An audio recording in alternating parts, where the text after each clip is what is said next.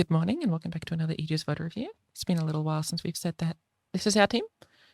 We had a bit of interesting stuff happen this week where I think everyone brought Samira, everyone brought some version of Samira. Now we did bring Samira, but if you think about the Aegis format, you can bring the same champion thrice in your lineup, right? So you can bring your same champion, for example, here and then here. Oh, this is who brought Gwen Samira. I was trying to figure that out. Here, and then here, right? So they've got 3 Gwen Samiras, or Gwen, just regular Samiras. See it here, 2, 2, and then 1. If we go to the deck stats page, you'll find, I guess it's champion stats instead. Champion stats. You'll find that Samira was found in 91 decks, and I think this means that there were only 5 instances where Samira wasn't played, right? So there are 96 possible instances where a champion can be played, because there can be 3 for each group, for each team, and then there's 32 teams. That makes 96. And so only 5 opportunities for Samira were Samira not brought, and we were 2 of them. And I think it sort of worked out well. Our plan this week was to sort of deal with a combination of Leona and Ashe. And you'll notice Ashe, Leona, this doesn't matter, but Leona and Ashe.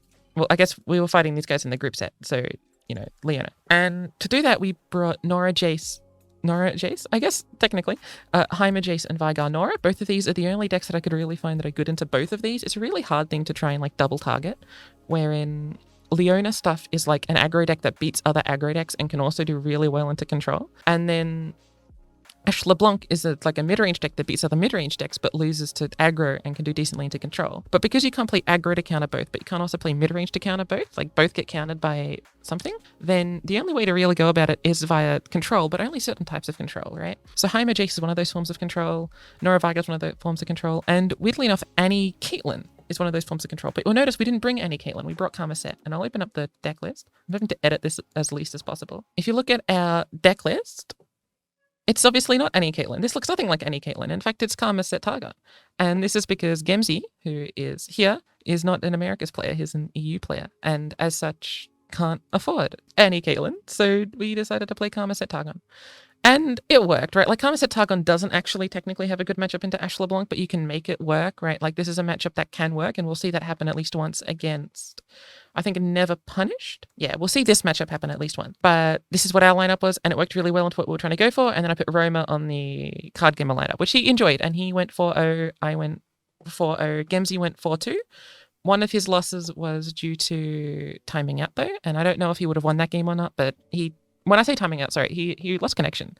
So if we go to the last page that I want to show you on this thing, which is player stats, main Pirates 2-0, main Pirates 2-0, Gemzy 2-0. And we are the only team to have 3 members here, which I think is kind of cool, at least. I don't expect this to last. I think we got quite lucky that our enemy gamers did bring Leona and Ashe LeBlanc. But it's so cool to see Roma in the top 5, among the ranks of Kever and Donut. That's super cool to me. And Epicat. And then I don't know who this is. This Badger Tech guy reminds me of Who Am I? Anyway, that's all I wanted to talk about here. We can go over the decks specifically. I'll quickly just bring them up just so you can see vaguely what they're on about and some specific cards.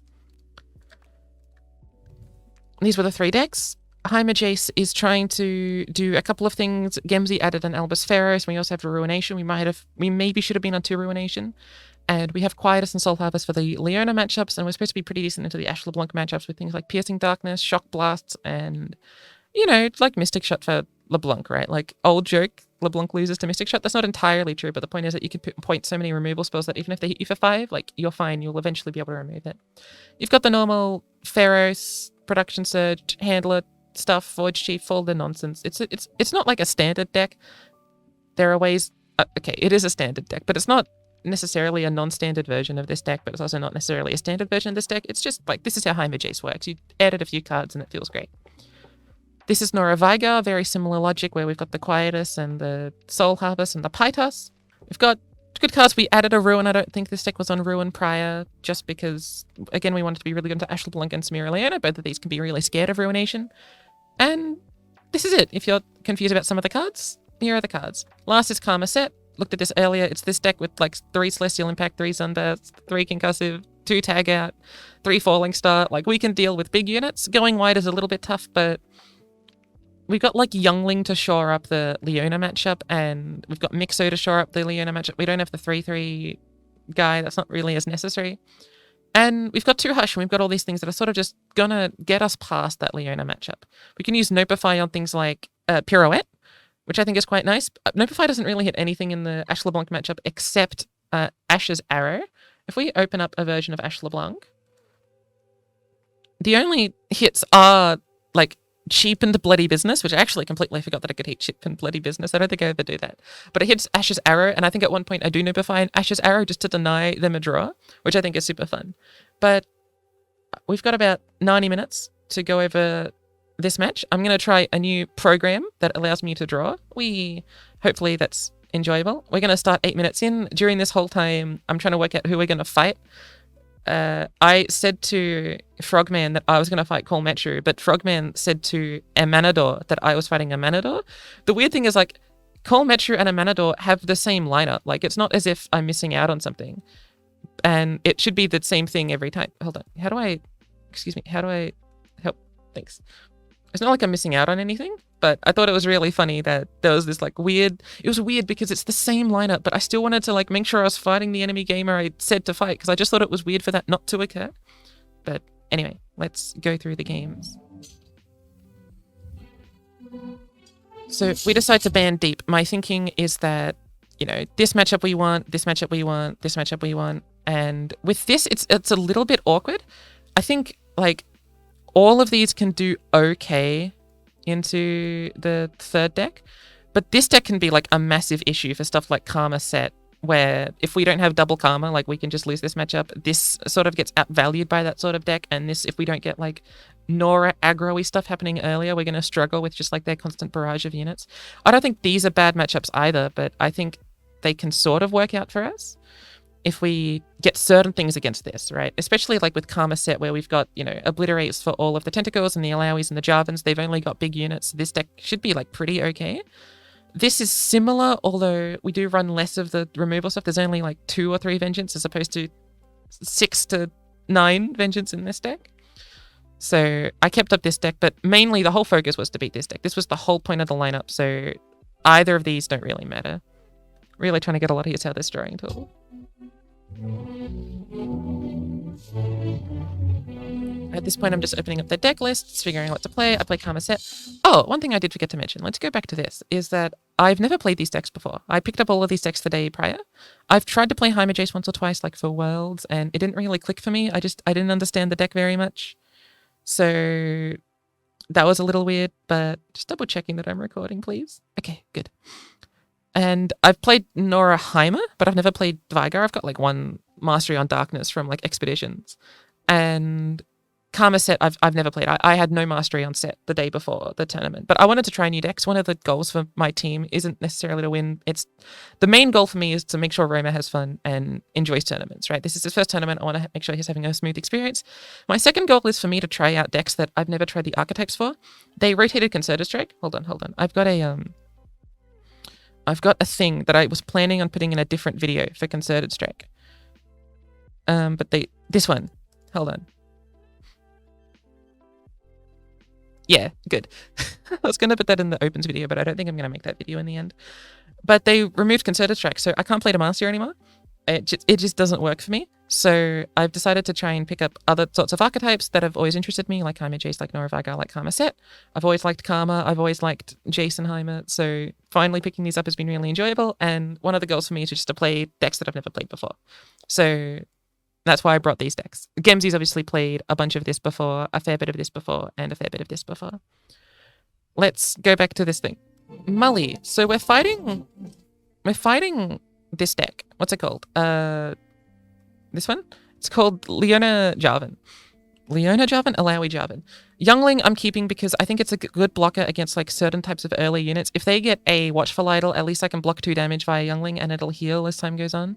They can't really deal with Cosmic Youngling. They've got cards like Cataclysm and Single, but that's not great to use on something like a Cosmic Youngling. I think it's fine to keep a Cosmic Youngling here. It's not the best keep though. I could see worlds where you get rid of Cosmic Youngling. And Sett I thought would be really nice because they can't deal with Sett once I open. They can do something like a Tentacle Slam or a Cataclysm, but I don't think that's too big of a concern. That is slowing them down even if they're doing it on something like a Sett. And Sett being able to remove something like the 3/3 or even put damage on other types of units. I think it trades into Jarvan if Jarvan's unleveled as well. So I think there are some things that Sett does. Kicking this is really weird. I'm not sold that I should be kicking this. I think this card is really good into their matchup. If you imagine them like they've only got, 5 attack tokens because of the 10 mana. This counters like a single attack token or a Cataclysm or a Rally. So I think Concussive should have been a keep. I think if I was to do this again, I'd be more considerate about this. Like this is maybe a 50% keep and this is like a kick. This is like a keep and this might be like a kick. But I'm not sure. So if you've got a thought, let me know. Because this is genuinely like my 3rd time ever playing this deck. But Youngling felt fine for me. And Concussive Palm seems okay, but we've got so many copies of Concussive Palm. I thought Sett might be nice to keep for just the Challenger keyword. But this is like the Marcia brain seeing Challenger and being like, hell yeah, Challenger. Let's continue. We draw Impact and Hush. Oh, we can't see the hand when this is here. This is concerning to me. Uh-oh. Is there a way to hide this? Hold on. View.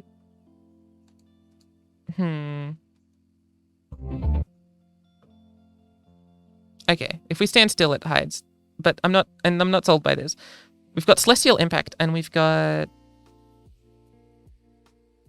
Hush, right? So Celestial Impact and Hush are pretty good, right? Again, we just want like these obliterate cards for their stuff like Illaoi, even if they're overcosted, right? Half their deck is their single unit win conditions and half their deck is like making their single unit win conditions do stuff. So as long as we kill their single unit win conditions, like we're feeling pretty decent. Hush is really good against Tentacles because it turns like a 10/10 into a 1/1, right? I think this drawing thing is probably useless. Let's continue. Hello. Oh, never mind. I figured out a way to hide the overlay. So now we can draw as much as we want. So we've drawn Mixo and we've drawn this. Now they've passed 2 turns, which is a little weird. It means they don't have like, the Watchful Idol. They don't have Broadwing. They don't have a few things. It probably means they've got like Sea's Voice and Illaoi. And this, I'm never going to type again. It could mean a few things, but them passing is really, really nice, right? And I'm not going to develop these units unless they do something, right? But we've got the first action, and I think I presumably just passing, right? Good pass. By the way, I'm listening to the Plants vs. Zombies jazz soundtrack, apparently, in the background. Didn't know I was doing that, but okay. They play the Sea's Voice, so I think I'm just going to like develop this unit and make it so that it is a blocker for Sea's Voice. Now, they could do something like a form up, but it means that I can sort of make them do the form up. We do the Youngling. It's fine. Like nothing's really occurring on the floor right now. They do Eye of God, and what's good about like obliterate effects is that it will deal with like this keyword in particular. So I try and make sure that when I'm using this, it's trying to deal with this keyword if that's like an easy thing for me to do. So that's nice, I guess.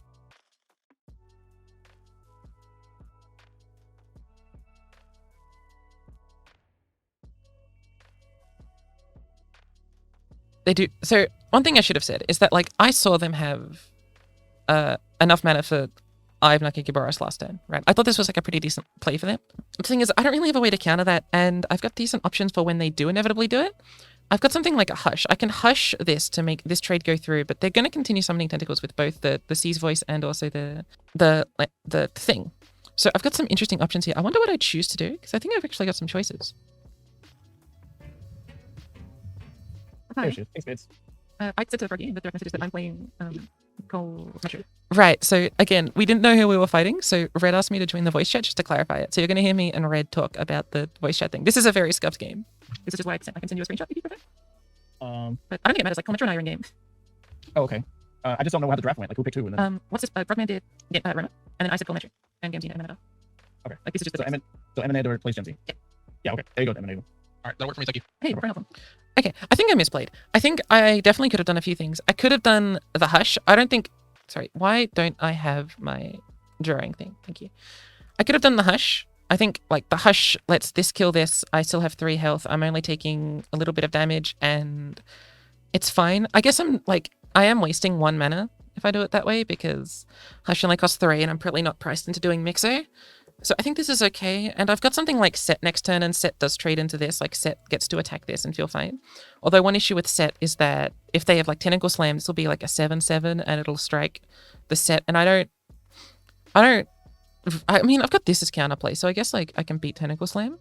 So it's not too big of an issue if I play Sett. So I guess Sett is like really fine because I just get to attack this and then they can Tentacle Slam and it's not like an issue for me. So I think this is probably fine.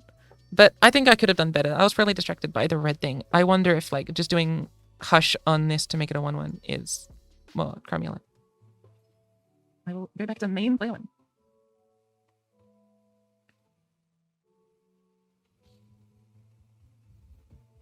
I play Sett.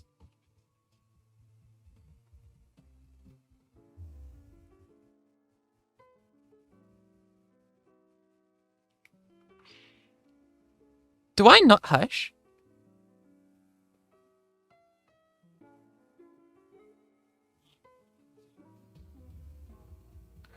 What the fuck? Okay. I don't know why I don't play Hush. I guess I want to use it as a cheap overwhelm remover on Illaoi, but I've got concussive. Like, I don't need to worry about cheap overwhelm remover on Illaoi. And hell, I've got this to deal with, like, Illaoi anyway. So since I've got, like, these cards to deal with Illaoi, this only is, like, super good against tentacles, just like this one. It would, like, this makes this a 3/3. Oh, you know what I'm scared of? I'm scared of form up. That's what it is. Because if I do Hush and they've got form up, they get to keep their tentacle. That's what I'm thinking about here. Or do I just press Z to remove it? Hold on. I'm still learning the program. If I press Z, does it...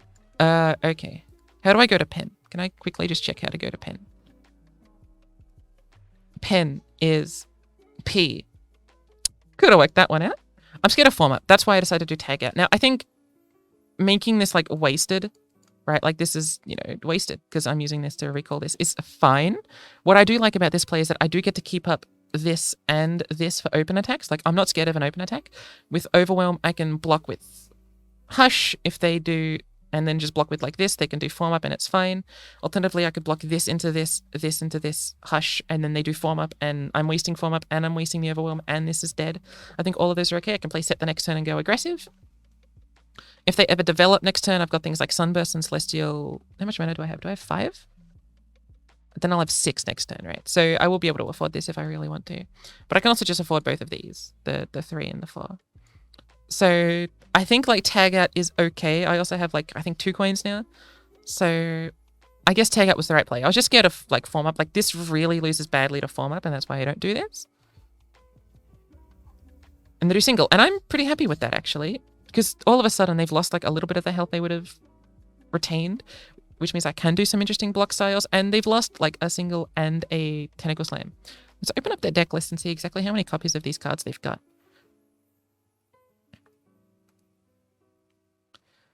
They're on 2 single, 3 kata, 3 tentacle smash. So they've already lost 2 of these, which is, I mean, it's all right. It's not amazing, but it's all right. This is the side I want. Boop. That attack is fine. They're never going to take any of those blocks. We've got Nopify for future Cataclysm, single combats, and Tentacle Slams. I think this Nopify is really good in this matchup. They have Jarvan, but they're also tapped out, and them being tapped out is super beautiful for me. So we've got like many, many options. We can just Hush, block, kill this, which is amazing. They've poured like a fair bit of resources into this. They've poured like 1 Tentacle Slam, 2 I've got attacks, so 2 I've got attacks, and like this thing. Now the I've got attacks can sort of be the same thing, but they've poured a fair bit of resources into this, and they're just going to get countered by a Hush, which feels quite good for me. And then interestingly, I can do something like a Sunburst on this next turn and feel pretty good about myself. And they can't, like, they don't have counterplay. They're not running like Ionia. They can't deny it. So I think that's what I end up deciding for. I can keep this around. I can obliterate this in future. And this needs to have like 5 strength and overwhelm for me to be like mostly content. Oh, is this my play? Why? Why have I done it like this?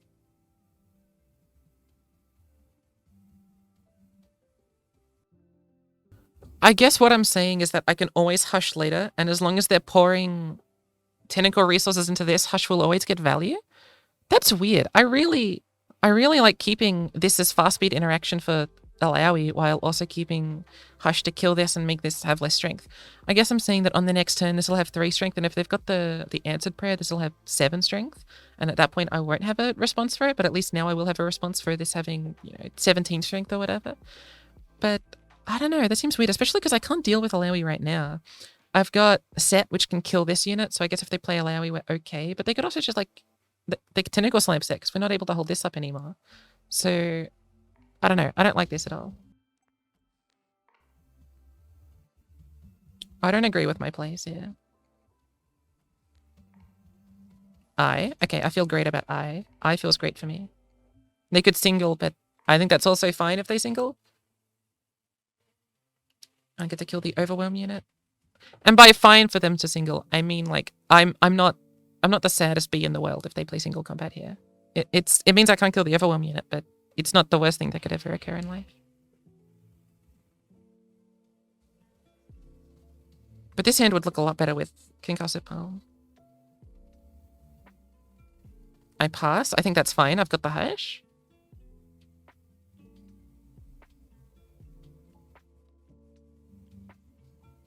At this point, I want to keep Sett around for obliterate stuff. So I think this is also okay. Like, this unit dying isn't too big of an issue if they have, for some reason, double form up. But this unit dying to form up is quite bad for me. So I'd really rather keep Sett, because Sett being able to obliterate stuff every turn is going to be nice against a deck that has Illaoi and Jarvan.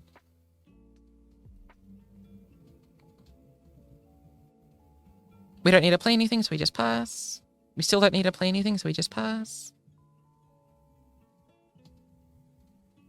They play Sermon. I just accept it.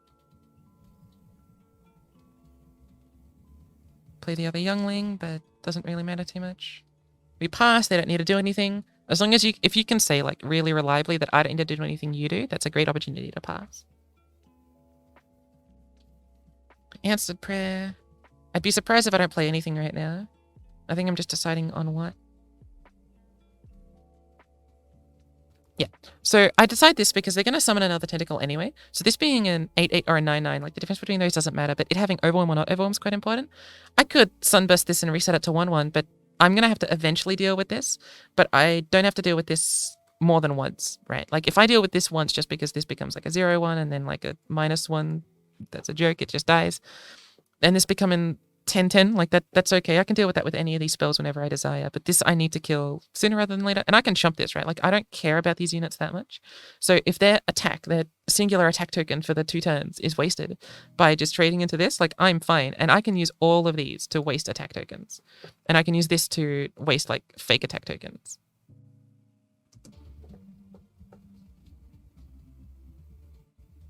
Pass back, and I'm just waiting for Karma or Sett at this point. Preferably Karma, but Sett would be fine too. I guess I play Tag Out. I don't really know why. It's the same resource, right? Like, this resource and the Tag Out resource is the same resource. I guess Tag Out is better against overwhelm stuff. So I guess I should have gotten rid of this, but they're the same resource either way. In as much as all they do is prevent one big unit from attacking me. They'd be like, I have God. We've still got Obliterate, but we don't need to do it. We can kill it for Illaoi or something. I don't decide to place your bets here. I'm not in a difficult position, so I don't need to find Karma and then do nothing with Karma. It's the same logic with Predict from like a few days ago, where this card gets more value if we have Karma, and while it can give us Karma, I'd rather this have value when Karma is drawn, and I'm not in a situation where I need to play this and get Karma now. At the point in the game where this is dead, this is dead, this has been used, and all I've got are these 2 cards, then yeah, I'm going to play this to try and find Karma and try and stabilize something, like draw this and another Karma, and feel okay. But because I've got these like 4 resources that just block attack tokens and block their big units, I'm fine with keeping this until I draw a Karma or draw a Sett or something that needs me to play this for a purpose outside of itself. They play Cataclysm. I don't think I mind. Good job, you played Cataclysm. I'd rather use this for when they use Cataclysm on an Overwhelm unit. So as I said, like this is merely a resource, and this resource has just killed Cataclysm, and Cataclysm is one of their most powerful cards. So I felt fine by about that. And while this could kill Cataclysm, this can kill Cataclysm plus, you know, Overwhelm.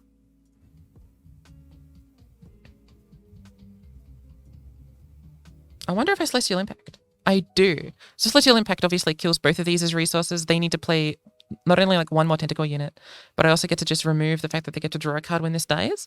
Now, weirdly enough, we only really have one resource to deal with Overwhelm units. Why did this reset? Am I a crazy person? Why does it keep going to small? Go large, thanks. So, like, this is my only resource I've got left for Illaoi stuff. I think at this point I had some sort of read that they clearly don't have Illaoi. They would have played Illaoi, I think. They've gotten rid of so many of these resources that they sort of just have to play Illaoi if they've got it. They can't win if I draw anything. So, admitting that they don't have Illaoi, I'm willing to do this as an attack. If they do end up drawing Illaoi, I do have this as a resource. I do have these as resources. And honestly, like, what's Illaoi doing? Like, even if they've got, you know, the summon a 4/4 and Illaoi becomes a 6/6. This is not enough damage to really be too scared about, and we can just stun Illaoi pre-committally, right? So, I don't know. I think this Celestial Impact is fine. I'm removing this as a resource finally. Sermon, I feel fine by that. This unit heals herself. So that's that. They've got 2 sermons, I think, from memory. Yeah, so they played both sermons by now. Guiding Touch is fine. Similar resource to this where it just does something minor. Could have played Pale here. And I think I should have. I kept this alive with Guiding just to make this stay as a resource that can destroy attack tokens or destroy this attack or destroy this attack, right? I could have done Guiding. I could have done Pale Cascade to put 1 more damage on this, make this have 1 strength. That's a lot better for me. It means that when it trades into me the next turn, this like kills it, right? And I'm going to end up playing Pale here to draw something in a second anyway. To try and draw Karma or something. Draw Place Your Bets. At this point, I don't need to Place Your Bets for the Karma, so I may as well use 1 Place Your Bets for the Karma. If this draws Karma, I've got Karma Place Your Bets, I win the game, right? So I can play 1 Place Your Bets for Karma. I think I decided to do that now. No, I pass. I'm baller. I'm learning from Janspot. I just pass. I think it's fine either way. I think I probably could have played Place Your Bets at this point. My thinking right now is that I maybe just don't want to, like, you know, lose on resources. But this is, what, 2 coins in here, I think? I think it's perfectly fine for me to play a Place Your Bets here. I think I'm probably being a bit too greedy. By the way, I've got 21 cards in hand. Okay, now they've added those, I play Place Your Bets. I've got Hush, again, now Hush counters this. I've got Falling Star for this unit and for this unit, if I want it. So I'm feeling pretty good at the moment. And like, if we count our resources, this counters a Cataclysm. This counters an attack that doesn't have Overwhelm. This kills Burial Lookout. This kills another type of Burial Lookout. This stuns an Overwhelm unit. This gets rid of a Overwhelm tentacle or any tentacle at all. I'm feeling really good about the position. All we need to draw is our Karma, and we've got 6 resources. They've got 5 cards in hand, but I'm going to assume like 2 to 3 of them are useless. And eventually we'll draw our Karma, and this plus Karma will eventually let us win the game just through something. And look, Karma. Yay.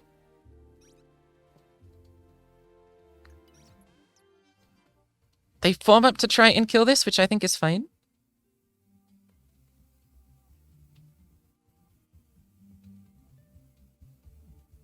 I think I might play Hush as a resource to protect this unit. That way it stays around for longer. They need to pour more resources into this. All of this is just like 1 resource for 1 resource.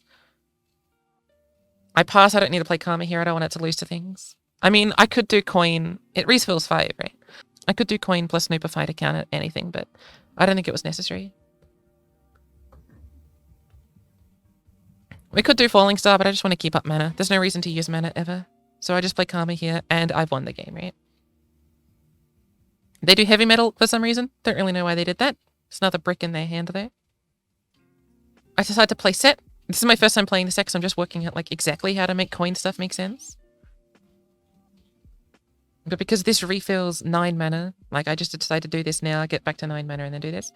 I don't really understand the Heavy Metal. Maybe they were trying to bait me into using like a Noopify, but like, why would I not Noopify their other interaction piece? So, I don't know. I decided not to worry about that too much. We do this, I can let this play. We've very clearly won the game at this point. There's no, we won the game by the time we reached turn 10. We won the game by the time we drew all of our, like, Targonian and Ionian interaction pieces. I'll let this play out. I don't think there's like too much to analyze here. If there's improvements, they don't matter. So we'll just let this play out.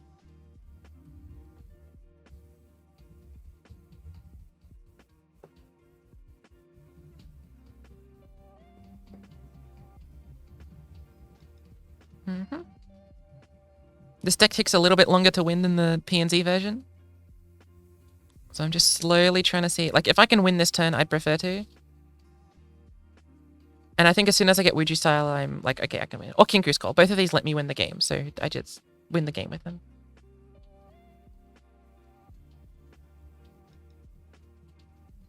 Yeah, and that's game. So I think there are a few things that were interesting if we bring this back. There were opportunities where we've had stuff like Hush and Concussive that we don't really use in the right way. Or I think are arguably not used in the right way. I think on a turn like this one, I could have used Hush to kill this. I think that would have been a decent option. Is that a dot? Yeah, okay. But overall, like, we drew the resources. Our deck does really well into this form of deck because we've got the resources that can deal with them. And while a few things were like a little bit weird, this play was awkward with the Sett. I could have probably seen this coming and thought Tentacle Slam plus 4 might be something to be scared of and I shouldn't play Sett, but what else am I doing this turn? And forcing them to use resources that aren't Illaoi, I think is fine. And I think it's okay. We're just trading resource for resource. Our resources are better than their resources. We win the game. That's like the main thing I want to take away from this game, that our resources did more than their resources. Let's move to the next game. We're already in the next game. This next game is really quick. What the hell? Okay, let's start playing. Got Norra Veigar into Samira Leona. Now, I think this matchup's a little draw dependent, and that might sound weird, but if we go to the Norra Veigar deck, there's cards that are really good into their deck and cards that are really bad into their deck. So cards like Portal Palooza are okay, but you need to stem early aggression. Puzzling Signpost is pretty bad. I think Vengeance is alright, but it's something you want to draw into. I think Veigar, Ishtali, Destinator, all things you really want to draw into. What you really need is Pytos, Quietus, maybe one copy of these, like Soul Harvest, Can Kill Sun Guardian, and like Norra and units. I mention this because in one of my games against this deck, I don't draw any of these cards. I draw this other half of the deck and I lose. But drawing this half of the deck basically makes this deck, like this matchup, a cakewalk, right? Like getting these early aggression things, like this killing Legion Saboteur, this killing, you know, Crimson Pigeon, like these are such important pieces of removal against their deck. And once you stabilize with stuff like Conchologist, Dark Bulb Acolyte, Norra, Drunk Construct, like you're going to feel good. They can do stun stuff, but at that point you've got Vengeance and you might have a Portal Palooza. You can beat their stuns by simply having more units. So this, like, these few cards here are super, super critical for the early game. And I draw well because I need those cards. I actually didn't know our deck was running Dark Bulb Acolyte. I thought this card was bad in this deck. I had no clue that we're running Dark Bulb Acolyte. So I was checking the deck list and like, hold on, did I give you the wrong deck list? Turns out we are on Dark Bulb Acolyte. I just had no idea at the time. I decided to keep Vengeance for Ravoon because we've got Norra. We can deal with decent early aggression stuff. I think in retrospect, I would have kicked Vengeance. I think I really want Pytos or something like that. If all of these cards are bricks and this is our only unit or card that does something for the first 3 turns, we're going to lose. So I really just want to have the highest chance of Pytos or Vile Feast. Oh, not Vile Feast. Quietus or something. So I will eventually draw like 2 to 3 of these sort of like late game cards that deal with Ravoon more at some point. And if I re-mulligan into these, that's the same as keeping them, but at least keeping them gives me the opportunity of finding, you know, Quietus or whatever. So I think keeping this was a misplay. Maybe you disagree, but I really just want to have more access to Pytos. Imagine if this was like another Vengeance or Ruination, right? All of a sudden I've lost. Basically, sort of. Norra's nice, but if they draw 3 1-drops, then I've lost. But I drew the Pytos, and that felt great. Like, this sort of interaction, what this just happened here, where this killed this unit, is almost game winning, right? Like, this is all I need to do. If they're at turn 3 or 4 and I've got like 15 health and they've only got 1 unit or 2 units, I win. That's a game winning situation. But if I'm at 10 health and they've got 2 units and all I've developed is a Norra, that's getting really, really scary really quick. I get on the back foot quite quickly. If you can get on the front foot as a control deck against an aggro deck, that's what winning looks like. So I'm glad to have drawn the Pytos there. If we don't answer that unit, I know I'm harping on this. If they don't answer that unit, that's going to deal 9 damage over the course of like 5 turns or something. We take 3 damage, but we develop the Norra, which gives us a blocker for future turns.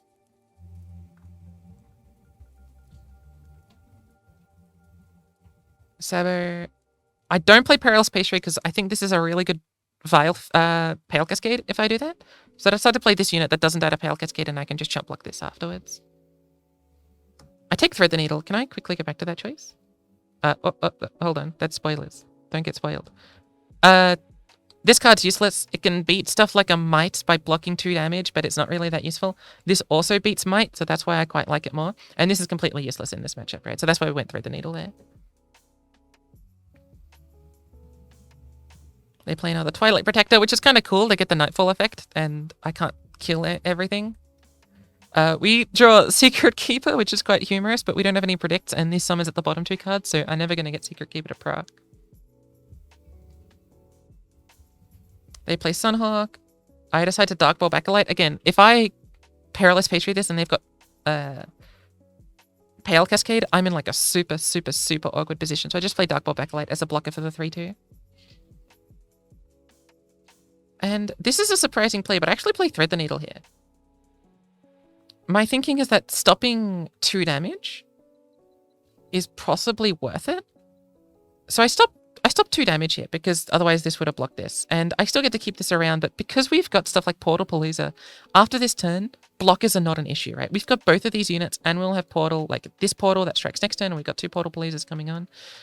The reason not to do this play is that you might want to keep up 6 mana for Vengeance to kill Dayman or Leona. I think that's a fine argument. I'm willing to do this on turn 6. I'm okay with that because we've got this. But a draw like Ravun into Leona into Morning Light could spell a little bit of despair. This is a risky play. It doesn't look risky. It's risky because of Dayman into Leona. But I decided to do it because I think it's also a little bit weird to take the 3 extra damage when Shadow Isles decks don't have as much healing and I don't have Ishtali in hand. So that's why I decided to do it this way. If we were in like a Vile Feast world, I don't think I would do that play. Or a Grasp world or a Whale world. Decide to attack. I've got a decision between Portal Palooza and Twisted Catalyzer. I play Portal Palooza, and just because I wanted these units, right? I'm going to quickly check. Can I see how many portals I've got? I must have 1 portal in deck. I've only got 1, but I've drawn these 2 cards. They're never going to out-unit me. They can out... Oh, by the way, because they played this, they don't have 5 mana for Dayman. So that's, like, really important. That's what allowed me to do Portal Palooza really, really comfortably. And this is a very winning position. I do this. If they Pale Cascade, I've got the other one. Or even do that. That's all fine. And look, we can continue analyzing this game, but we've won. There's nothing they can do. We're feeling like very, very fine. There's no draws they can get that let them win. We can block as much as we want. We're at 11 health against a deck that has no draw. And they're out of cards. So I'll let this continue playing out, but just for like completeness, in case you're curious about how the game went. But there's nothing. Nothing's occurring.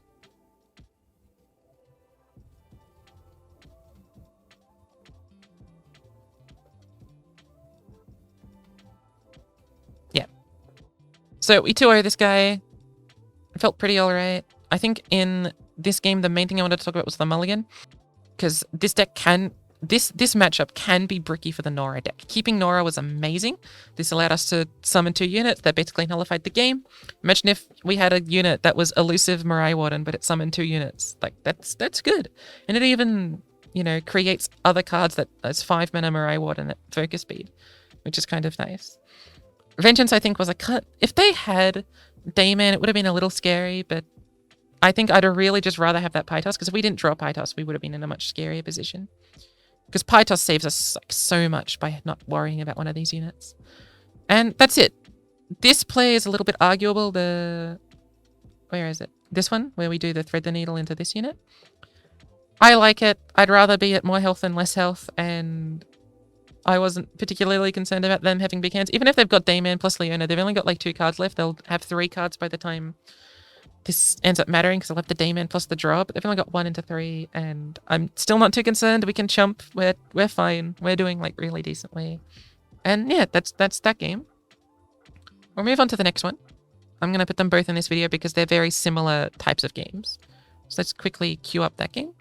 Okay, this is us against ABG Never Punished. Just to remind you, ABG Never Punished is on Samira, Varish, Ashe, LeBlanc, and Illaoi Jarvan. Now, I misread this. I knew I was going to put Roma into Walkabout. We had first pick here. I knew I was going to put Roma into Walkabout because Gemzy and I are supposed to beat Ashe LeBlanc, right? So our plan was to 2-0, right? We beat ABG's on and we win. Then I honestly thought Taigai and Never Punished brought the same lineups. I didn't realize that this had Aatrox Quinvane and this had Illaoi Jarvan.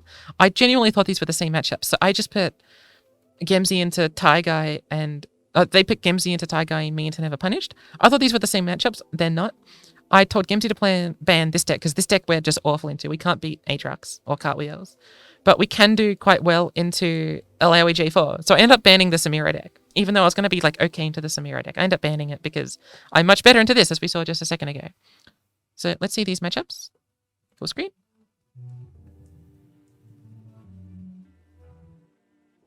I ban Varus Samira. And they ban Jaime Jace again.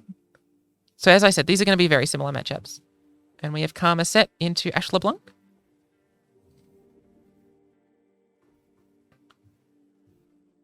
So here, I finally realize I'm a Ionian deck. I should be keeping Concussive Palm against midrange. Hold on. I would like to have my access to things. I'd like to have Concussive Palm against midrange. Concussive Palm's really good because it removes like an attacker, like a 5-strength unit, and summons something that can trade into a lot of them, such as trading into the 5/1 or the Ashe if I've got 2 units and they don't freeze both of them. Like Concussive Palm's really nice, so I decided this is like the first time I've ever get Concussive Palm because I never play Ionia decks and it felt good. And this is just like a beautiful hand, genuinely speaking. This is exactly what you want into Ashe LeBlanc. You've got Falling Star for things like the 5/1 and LeBlanc. You've got Celestial Impact for things like Ashe. If they develop Ashe on like a defensive turn and tap out, you can just Celestial Impact it, heal 3, kill a unit. Or anything really, even like the 5-strength, 5/6 that buffs your whole deck, right? This kills any big unit and heals you for a little bit. And you've got Double Concussive, which is like, this is the best thing you could find in this matchup. Like these are really nice to have found. This is a perfect hand, basically. I think.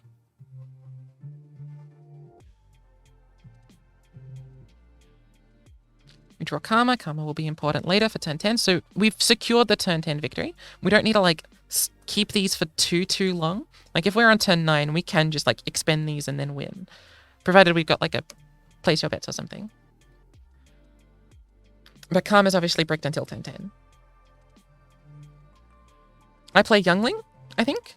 No, I don't. I don't play Youngling. I don't want to lose to Branch, Elixir of Iron. I'm willing to take this damage and play Fallen Star or Youngling afterwards, I think.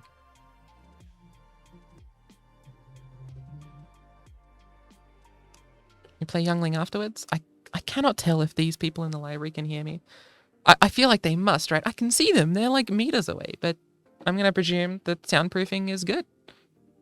Like, it's just glass, but whatever. I play Youngling. My thinking is that this unit will trade into a unit like this anyway. This Youngling basically says prevent 5 damage via a trade and then heal a little bit. I think I probably could have done this. I was thinking of keeping this for LeBlanc because at least with LeBlanc we can kill LeBlanc and LeBlanc does do things for striking, while this doesn't really matter too much. Like, Challengers are relevant, right? All of their units deal 5 damage. So if all of their units deal 5 damage, it doesn't matter that this says Challenger. At least this kills LeBlanc. And that's why I decided to keep this for LeBlanc or Ashe. Because LeBlanc and Ashe are the only units that actually have ongoing effects that I need to be wary of. Such as creating a mirror image, such as creating the card and deck, right? So that's why I kept this and decided to play this. I think it's debatable. Because this only gets used after taking 5 damage. And so I've taken 5 damage. At least I don't have to take 10 damage before this becomes useful. But this heals me too. Maybe it'll do this trade. They might, buff the health to be 3 or 4, but that's okay. At that point, I can do a stun, waste one of their resources, keep this on the field, that sort of stuff. Also, we get 1 damage, and that's obviously cool. They do Dark and Spear, which is nice. Remember, we've got this as an obliterate for a weapon. I take a Meteor Shower here. Meteor Showers for very similar reasons as this. If we go, can I go frames back? Is that a thing I can do? I think if I hold down this button, I can go frames back. Very, very slowly. Wow, there's a lot of frames in this video game. So, Written in the Stars is irrelevant, right? I can draw Sett or Karma. That's okay. I don't think I need those cards. Those cards aren't good in this matchup. Like, Sett is really awkward into this deck. It can do stuff that's fine, but it loses to certain types of freezes. And this deck already turns off freezes. Like, freezes are pretty bad against me. So turning off their freezes means I don't want to have Sett, which turns on their freezes. Warrior is very similar. This just turns on their freezes, but this kills LeBlanc or Ashe. It kills this if they hadn't equipped it, so it kills another 5/1. It kills Omen Hawk. This is just okay. I think this is the best choice. I would have taken the 6-mana Obliterate if it was offered to me, I think. But I decided to go for this. And I think I would have taken Traveler if it was offered to me. Alright, we have both this and this. We win. All we need to do is get to turn 10, and we win the video game. They play Ashe. I think I decide to pre-commit stun. I'm curious as to why I do this. I guess I just want to keep this around and heal. Sure, that's fine. I don't really have many other plays, so I think that's okay. And I do this block to try and turn on this thing in particular. So they're going to protect this, obviously, with Brittle Steel. So, you know, I've turned on their Brittle Steel, but now I know one less card in their hand. Or I know they have one less card in their hand. I have more of knowledge about how I can outvalue them. But I did that block to turn this on. I think this stun is okay. It means that this can't trade into this, and I've developed a unit for them to freeze so that I can turn this on. I think that's fine. And they also don't get like this buff, which is okay. But what they do get is they do get this. Like they do get the overwhelm, the level up condition. So now they're at 2, which can be important, right? One of the ways they could win is by blowing us out with like getting just enough things so that they've got, I don't know, like 5 units, and then we can only kill 1, maybe 2 of them on their lethal turn. They deal, 12 to 13 to 15 damage, and then we start losing. So maybe I should have stunned this instead and just let them do this trade, but I don't know. I think preventing the +1/+1 is okay. I think allowing this to possibly occur, or at least force those resources to happen, I think is fine. Oh, is that the 3? Must be a 3. I pass here, I don't need to do anything. They've tapped out, except for Branch, so I decide to do this. They play Branch, I'm pretty okay with that. They're starting to get really low on resources. Could I have done something else besides that? Probably not. I don't think any of the other plays were good enough. We could have done like a recall on one of these units to make them spend a bunch of mana. I don't think that's a bad choice. But I think getting Elixir of Iron out of them is fine. And we're only taking like 15 damage. Or only taking 10 damage, and we can, stun at this speed. We can do this afterwards, especially on Ashe that only gets saved by Hero Help because she'll level up, have 2 health, and then Hero will get her to 5.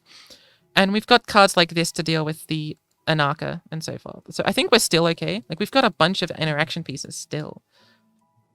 And they've only got 4 cards left. Like, I'm feeling decent about the chance of outvaluing them, which is all I need to do. They pre-commit a freeze to try and do 16 damage, but we've got pieces of interaction. So I don't care too much. I just decide to play stun. I want to do stun plus this thing. Because we've drawn this, we can beat their draw spell. So not only that, their next draw is completely nullified by this thing. So they've still only got 3 cards in hand. We've decided to kill this. After that, we're able to deal with this, kill both this and just like the unit itself. And we've got the blockers for this. Our fear point could be something like a second Ashe, but we do have a recall for an Ashe, and we can obliterate Ashe if we don't want to obliterate this. So I'll only do this later, right? This has like a lot of benefit being able to kill Ashe and kill this thing. So I think this is just like a fine play. It's not great. We have been a little bit weird and aggressive with stuff like, the 5 mana 4/1, that we attacked onto this and this, which did get countered by something. We did get a little bit aggressive with the 2/2 block that also got countered by Brittle Steel, but all of that is fine. We will be able to do well in future. They end up having Bloody Business. I don't mind. They've only got 2 cards in hand. I've got 2 units, so I'm not dead to unit win conditions or anything. They do Crystal Arrow. I don't want to play this. I want to keep up mana for Notify. Ice Veil Archer. I Sunhawk, I think. There's no reason for me not to Sunhawk. It's a really good draw for me. Remember, they've only got 1 more attack token on the turn 10, and that's when I can do this and that. So I'm feeling pretty fine. I mean, I can even do this on turn 9 if I want. It just depends on what sort of protection tools I have. This is fine. None of this attack is scary. They've got 1 card in hand. I'm so outvaluing them. Like, nothing is scary right now. I decided to Celestial Impact here. This is a decent time to remove Anaka.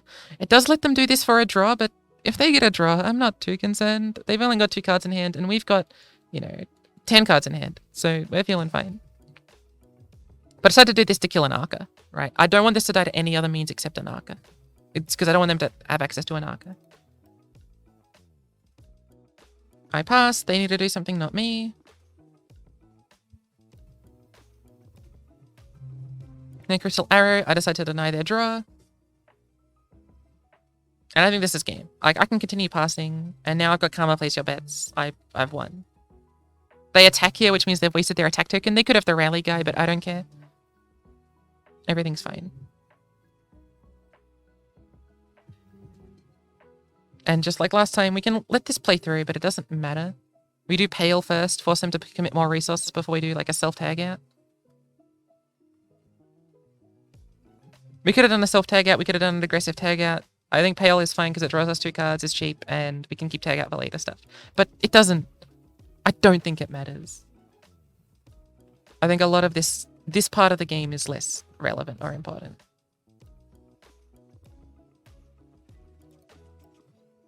There's nothing they can do at this point. They do Reckoning, which is super cute, but we just self-tag out. It's part of the reason why I wanted to keep tag out, just for plays like this. Like, Pale only deletes certain types of interaction pieces, while Tag Out deletes this type of interaction piece and a few other types. Pale having less opportunity to be, like... let's say there are, like, 5 ways of them interacting with Karma, right? Pale might be able to defeat, like, these 2. Say, you know, Bloody... Let's say this one's Bloody Business, and let's say another one is, like, Sigil of Malice, right? But there are 3 other ways to deal with Karma, like Challenger...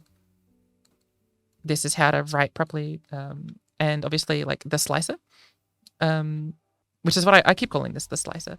Then very clearly I'd rather use Pale to deal with these, right, rather than Tag Out, which can deal with all of these, right? So like may as well use Pale for this, then Tag Out, which is all of these. Plus Pale gives me draw. It's cheap, all of that sort of nonsense. But I think that's a reason to do Pale over Tag Out there. On the previous turn, which is why we did Tag Out on this turn, because we had access to it all of a sudden. I don't play Queen Karma. Don't see any reason to. May as well have mana. May as well never be in a scary situation ever. I play this just to quickly find a win condition. I don't know if this is the correct play. It's probably like technically too aggressive. It's probably EV positive to technically not play this, but I just wanted to win the game. I felt bad for Never Punished, who was clearly feeling a bit punished. Like, you know, playing the Scourge here is probably objectively wrong. But, I mean, we still got Showstopper. Like, we're not scared of too much, but I'm sure there are ways we could have, like, not done that. I play Destroyer to play around freezes. Just, like, technically it's the right play. I don't want to lose to Harsh Winds and delay the game even more. I don't know if Never Punished was going to do that sort of thing. I presume Never Punished already gave it, but I think we're fine.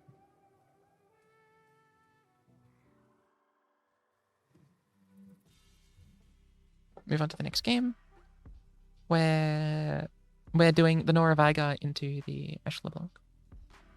And I think, like, this matchup's a little bit weirder to mulligan for. We've got Pytos for things like the 5-1, which is nice, and we've got Vengeance for all the things that we wanted Sunburst and Celestial Impact for, right? We've got Wallop, which does a similar thing to, like, Concussive Palm, but slightly worse. I'd rather spend 1 more mana and get a blocker than just play Wallop.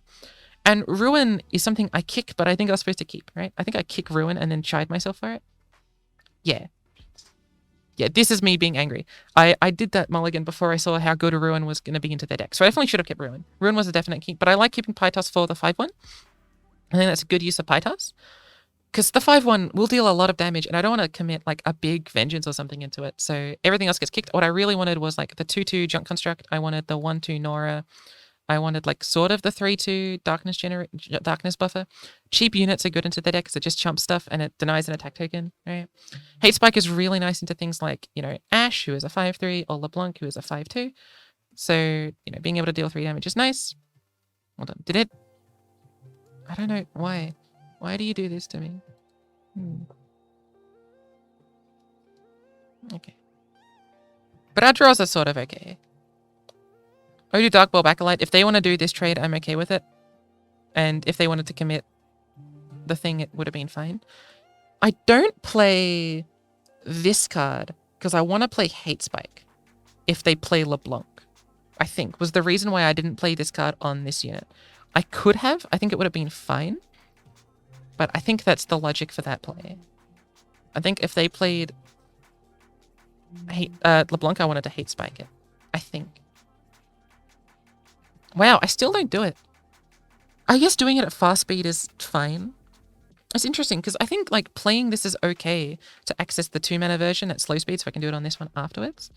I guess what I'm saying is these trades aren't bad for me. Like if they do these trades, I'm not going to be upset. And if they want to pre-commit like protection spells, like a branch to make this have 3 strength health, or here help to make that have 4 strength, or like brittle steel to nullify these, I think that's fine for me. Then I can do this. I guess I'm just saying I may as well get even more resources out of them. So that's why I don't do that. So good job, past Spidz. You did a good job there. And holding mana is nice. We get to kill Ashe. They've only got 1 mana, so if they do here to help, we have the Hate Spike for it. And this feels good. Now they're out of mana, so we can even do this to kill whatever one of these I desire. So whatever one of these pulls this, right? Let's say this one pulls this. I can do this to protect it, and then I get a free attack in because this can't block and this doesn't have enough strength. So I think this is very fine. And we get to kill Ashe, which is a great piece of thing for us to remove. They decide to kill the Hardy Husk, which is interesting. I could have killed this to remove it. We could have done this to remove this as a unit, right? So we could have done this here. I don't think it's too necessary, and I really like buffing this up more. Getting darkness to, with especially 2 darkness generators to get to a certain amount of health where it can kill like the 5/6, I think is really nice for us, as well as like the, I think it's a 6/6 tactician. So like currently it's at 3. What? Why? Help. Give me what I want. Currently it's at 3. Ooh. Okay. Okay, currently it's at 3. If I play this, it'll make it like 4, then 5. This attacking another turn, next turn will be 4. So we'll be able to get this to 5 pretty quickly by playing Veigar. And then at that point, we can start killing things like the 5/6, which is really nice for us. Being able to kill the 5/6 means we don't have to rely on stuff like Vengeance, which we don't have in hand. So that's why I decided to do it this way. I want to get the darkness up and up and up for their deck. And just feel like we're in like in a massively good position. I get punished by playing Norra because they've got Ice Veil Archer. It's not the biggest issue because Norra is really, really nice.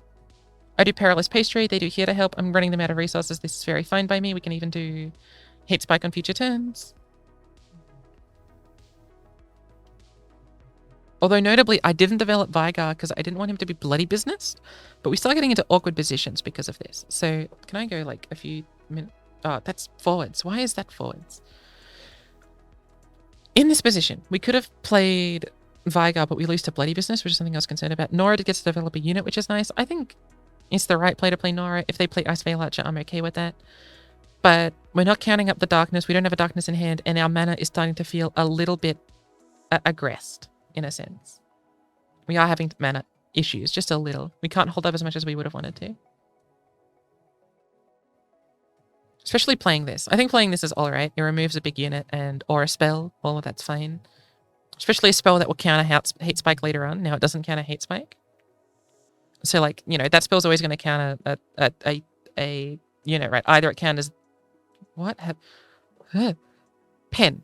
Not only can it counter this, it can also counter, you know, the poke that we did. Like, whatever that card is, this card that was in hand, it will be here until it counters this or counters this. So at least it counters this one, because this does more damage. So it's more likely to kill like an Ashe or a LeBlanc. Is why I think that's like a decent trade for me. Oh, look, LeBlanc. And now I'm in an awkward position where I could Portal Palooza for units, but I want to do this. Right, because I want to prevent mirror image if I can. But doing this also loses to maybe another copy of these cards in hand. It also weirdly loses to second LeBlanc because they do second LeBlanc on this thing, and then it counters whatever I Hate Spike. So we're in a little bit of an awkward position here. And I decided to just let this through because I don't want that to happen. And I'd rather play Veigar or Portal Palooza and stall out the game that way. But they do get the mirror image, and I don't want them to kill this with a second LeBlanc or a bloody business. I play this, and they don't have bloody business. Like they bloody business on that action if they can, so they don't, and so I do this because they would have bloody business on that action, and I play Veigar just to get that darkness to kill this.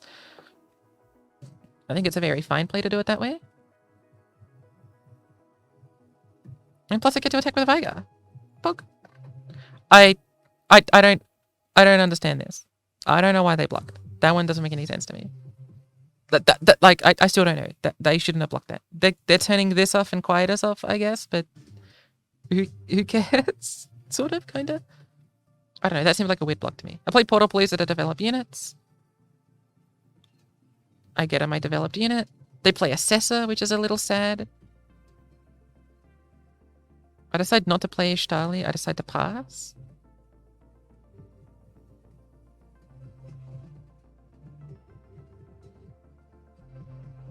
The reason I do that, I should explain, is that if they do this on this, I want to vengeance this to prevent them from drawing 3 cards. So if I play this, I tap under, I go to 4 mana. And so I really, this is a really important thing for me to do. Now, I could do it pre-committally, but I also want them to waste this resource. This resource is really, really good for them because it can be used on future versions of this. It can be used on the rally guy. It can be used on Ashe and LeBlanc even to just push damage. So I don't want to waste this resource. This resource now is the kill this resource if this doesn't kill that resource. If that doesn't do it. So I don't want to play this because I want to use this on this. But this means that I'm getting forked by 2 mana. They've got 2 mana which forks this card. And so I want this card to be available to me as well. But I've got 12 mana of things I want to do. And they're preventing it all by holding up 2 mana. This does cause issues in the future. So it's a little bit of a weird position where maybe this was correct and I should just admit that they can do this. But I really don't want them to draw cards. So I don't know.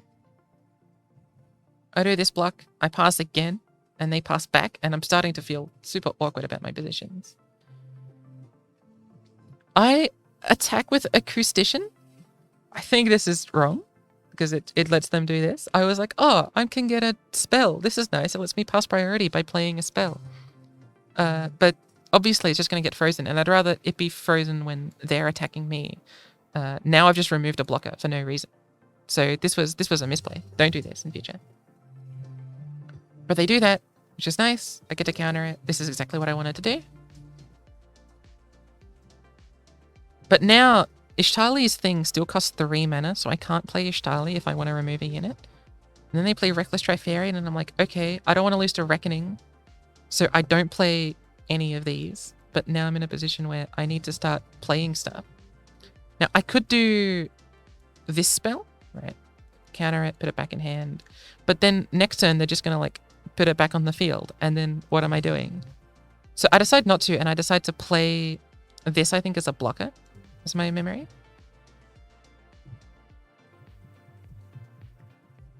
What I'm working out is if whether doing this, putting this back here, and then them replaying it forks their mana, they'll only have 4 mana to develop stuff next turn, and I'm wondering if I can do weird stuff with this. But I think the answer is just no, I'm pretty sure. So I decide to let everything die. I play Ishtali as a blocker. This way it has lifesteal. I can trade into things. And then they play Glory Seeker. Now, I can play Darkness, but it means I can't ruin. And then I'm in weird positions. So, this card can kill this, provided they don't have, a health buffer, right? This card is useless. This card's pretty much useless. This card's pretty much useless. This card's now useless. These are the only cards I've got in hand. So this will kill this, unless they've got here to help, I think. Then it won't, because this only does 7 damage. So I might end up redirecting it here. I'm not sure. But then if they have, I don't know, Bloody Business and this dies, then I have to play this unit and then maybe this unit. But they've got 2 cards in hand. So I've drawn a lot of arrows. But basically, I've got 1, 2, 3 resources. I've got 4 resources. They could have 1, 2, 3, 4, 5. I will eventually win these trades. I will, at the very least, end up with 2 HP. That's the worst thing that could occur at the cost of literally everything, right? Although one way that this does get countered is if the Bloody Business counters this, then I lose. So I'm in definitely a weird position here. But I decided to do this. I think I should put it here to beat how to help, though. Yeah, I definitely should have done this to beat here to help. That's my bad. They play Ashe. And I'm very, very scared. Ashe doesn't flip right. So if this was a freeze, I lose. Which is really scary. But I couldn't have done this instead. Because if they have 2 units like here and here, I also just lose. So this is like one of the lines. Them having Ashe and a freeze is the only way I lose this. Or Ashe, second Ashe, which is the same thing as saying Ashe plus a freeze. I was really lucky they didn't have that. And I was also quite lucky that they did it this way. So I can keep my lifesteal unit. Stays around. And we've made it through. Very slowly, but we've made it through. I do this attack. This trade occurs.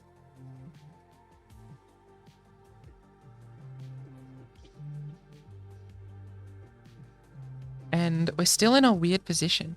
So I have to ruin. I have to ruin because on this attack, Ashe can freeze this unit and then she'll have 7 strength. And so unfortunately, I'm forced to ruinate. I'm really glad I got the healing to get that extra health because 7 health is not a thing shared by all of their units. A lot of their units will have 6 health from the, the 5/5 that buffed them. So being at 7 health is a lot better because 6, obviously, less than 7. So it's not the worst thing in the world. So if they've got 1 unit that has 6 strength, I'll feel okay. And I get to develop this afterwards, right? So if this is a unit and a unit, this blocks one of the units, this chumps the other unit, and then we try and find a way to do stuff. These are bricks in this matchup. This only really hits Reckoning and Bloody Business. So we do have to ruin here. It's really sad. I really wish this was Vengeance. It would have been a lot safer for me, but you play Ruin. It's the safer play. They don't get the spell. They play Hearthguard, who has 6 strength. Remember? This number's more than this number. Slowly, slowly, we try and find ways to win. Concho, amazing draw. Gives us 2 cards, right? Gives us Concho, which is a blocker for this, which is all we need. And then it gives us a draw because he's Concho. He's got his little, like, hat thing. Which obviously is where he stores all his spells. They play Omen Hawk. Omen Hawk's amazing. It turns on Soul Harvest. I'm so happy to see Omen Hawk here. It's really lucky that they got Omen Hawk here, for me. Because it turns on a card that was useless in my deck. I do this block. No reason not to, I don't think. We get Glimpse Beyond, which is beautiful. We need the draw. The other options were just interaction pieces. I think one was Poison Dart. Can I quickly just check what they are?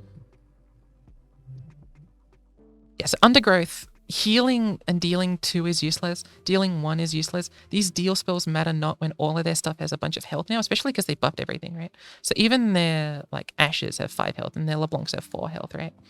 So these are completely useless. So I just take Glimpse Beyond. It's also a draw card, which is really nice. And what's good is that when they attack us next, we can play a unit, go here, get this to occur, we get the little chump block, it wastes another attack token. And we're just trying to stall out the game until we find a way to win through like a Veigar or a Detonata or something like that.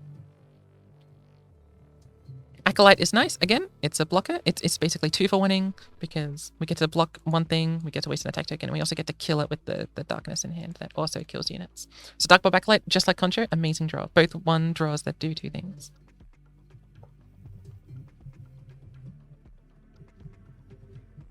Omen Hawk again. Like they've drawn quite badly, right? Them getting Omen Hawk isn't great. Now it doesn't really matter what they draw. Like let's say they got the rally card. It's not a big issue. We can darkness, we can jump block. Funnily enough, we've actually got 2 ways of proccing augment. So if they had the rally card, like we can run into this and put this here and, do glimpse on this and kill both of these units. So even their best draws aren't too scary for us. The draw card would have easily been their best cards because they draw 2 cards because they're both going to have 5 strength. But them getting Omen Hawk is obviously really sad because Omen Hawk isn't that good for them. Omen Hawk does allow them to get things that are more than 7 health, so it's not worse than like a challenger lady, but it's not great for them. Catalyze is not that great. 9/7. I don't really mind the 9/7. I do this again. We proc augment to get this trade to go through. We find Portal Palooza, which is beautiful. It's 1 mana with 2 stuff. We get this card, which is beautiful. It allows us to find lethals and heal and block. This is just amazing. Like all our cards now 2 for 1, which is just lovely. Portal Palooza. We found John Construct, who also 2 for 1s. I say 2 for 1. Like this will trade into like 5 things at some point, maybe. But waiting their attack tokens, letting us draw into more stuff until we eventually find Veigar or Norra is exactly what we want. or Detonata or anything. At this point, I'm trying to remember how much damage Darkness does. Now, the answer is 7. Darkness does 7 damage. And funnily enough, we will deal 7 damage. All of this equals 7. And then 7 plus this 7 is 14. So I actually have lethal here, which is really cute because I've just drawn these units and they need to freeze them or block them or something. And this is lethal, right? Or I don't know what they have if they've got units or spells, but this is lethal. Oh, it's 9. I guess we struck once with Catalyzer, or twice with Catalyzer. I think I thought it was 7 at the time. And that's it. That's game. And that's everything. So we 2-0 never punished. I don't know if these matches were too interesting. For my first time playing these decks, they definitely felt interesting. I mean, I played something like this before. I played Norra, Heimer Veigar, but it was Heimer Norra, but it was like a Portal Palooza and what's the card? The Biggle Dust. It was like a Biggle Dust deck. So this is definitely different. But if we go over like how this first game worked, we had, you know, these sorts. Excuse me, pen. Thanks. We had these sorts of interaction pieces for their big stuff, like Concussive Palm is beautiful. We drew 2 Concussive Palms. It's exactly what we want. We had Celestial Impact for both like Anarcha and just dealing with things. And as long as we drew like that sort of stuff, like we're feeling fine. I don't know. I thought this would be a little bit quicker. But, you know, as we go through this game, we're dealing with their units. And while Ashe is scary sometimes, right, especially when we're in positions like this where we had to Ruinate, because both of our decks try to 2-for-1 after we get past the early game, right? Just because all of our units have, like, Junk Construct, they have 2 units. Ishtali, unit, killer unit. Veigar, unit, killer unit. Darkball Acolyte, unit, killer unit, right? Or, like, is a unit, kills a unit is what I mean by it when I say unit, killer unit. Everything just feels fine, and so it worked out well for us. This was the whole goal, to beat Ashe LeBlanc, and while it was a little bit scary here and there, overall, like, you can see why I like these matchups. I think these make sense. And back with the previous game, you know, the Samira Leona was the exact same thing. Just deal with that early aggression and you will outvalue them. You don't even need to 2-for-1 at that point. Like, your card's inherently 2-for-1 just by being stronger or bigger or whatever, right? They had to ban Heimer Jace, both of these enemy gamers, because they were both scared of Shock Blast or Vengeance, or they can't deal with Heimer if it's stuck. Like, this can kill Heimer, but I scrimmed this a little bit with Monty. And if you stick a Heimer, they can't do too much against that. So, yeah.